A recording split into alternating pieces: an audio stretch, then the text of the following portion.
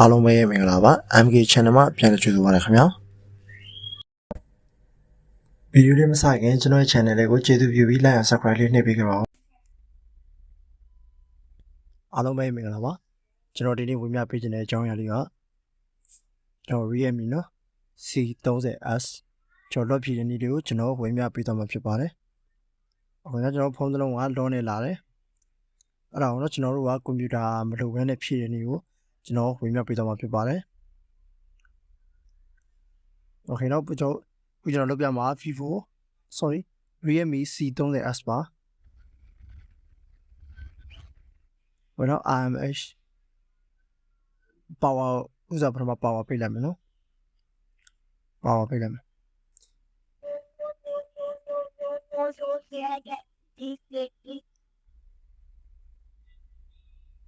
ကျွန်တော်ခဏနေလို့ရှိရင်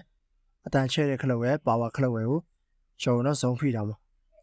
အတန်ချဲတဲ့ခလုတ်ရဲ့ power ခလုတ်ရဲ့ကိုဇုံဖိမယ်5စက္ကန့်လောက်ဖိတာတယ်နော်ကျွန်တော် Realme logo ပေါ်ပြီးဆိုတော့ကျွန်တော် power ခလုတ်ကိုကျွန်တော်ခဏလွှတ်လိုက်မယ်အတန်ချဲတဲ့ခလုတ်တော့ဖိထားလိုက်မယ်နော်ပြေကျော်ဆေးပုံလေးပေါ်လာဆေးပုံလေးပေါ်လာပြီဆိုလို့ရှိရင်ကျွန်တော်တို့ဒီအတန်ချဲတဲ့ခလုတ်နဲ့ power ခလုတ်ကိုကျွန်တော်တို့ထိမိမိလေးကျွန်တော်တစ်ချက်လေးနှိပ်ပေးမယ်နော်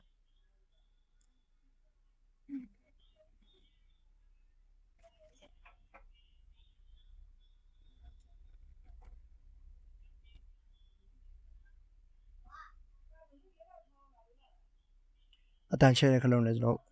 ပါဝါခလုံးတော့ထိထိမိမိနှိပ်လိုက်မယ်ဆိုโอเคပြီးလို့ရှိရင်ကျွန်တော်တို့ဒီမှာအတန်တိုးတဲ့ခလုံးနဲ့ကျွန်တော်အောက်ရွှေ့မယ်နော် wide data and factory reset ဆိုတာပေါ်မယ်နော်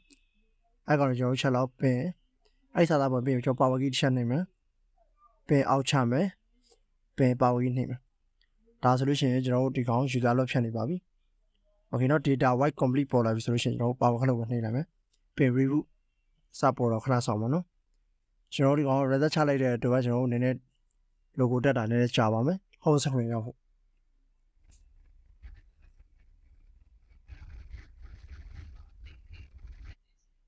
ခဏလေးဆောက်ပြီးပါဒီကောင်ကျွန်တော်လည်းကြာတော့ပါ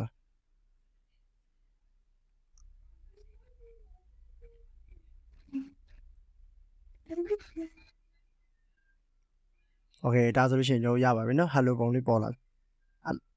ကျန်တော့ကျွန်တော်တစ်ဆင့်ချင်းစီသွားလို့ရပါပြီဘာသာစကားရွေးမယ်ပြန် region ရွေးမယ်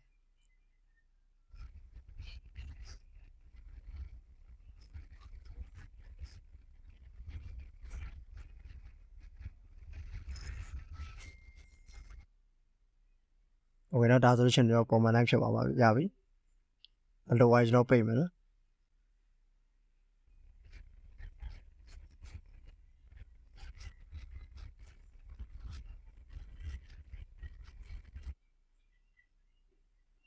မလိုပါကျွန်တော်ကတော့ပိတ်လိုက်မယ်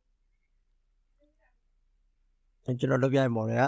Realme C30s ပါကျွန်တော်ဒါဆိုရင်ကျွန်တော်ဆိုင်ထဲသွားစရာမလိုတော့ကိုယ့်ဘာကိုကလီလို့ရပါโอเคဒါဆိုရင်ကျွန်တော် Realme UI ရောက်ပါပြီ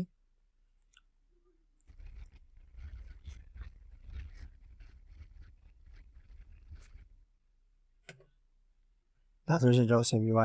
setting နဲ့ချက်လောက်သွားကြည့်မယ်ပြီးကျွန်တော် Realme ထဲမှာဟိုနော် RAM 4နော် Android က7ပါ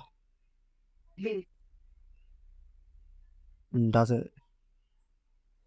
အားလုံးပဲကျေးဇူးတင်ပါတယ်ကျွန်တော်ဒီနေ့ဝင်ပြပေးတာလူချင်းမနဲ့3မိနစ်ဆိုကျွန်တော် channel လေးကို like and subscribe လုပ်ပြီးပါကျွန်တော်တောင်းဆိုပါတယ်အားလုံးကျေးဇူးတင်ပါတယ်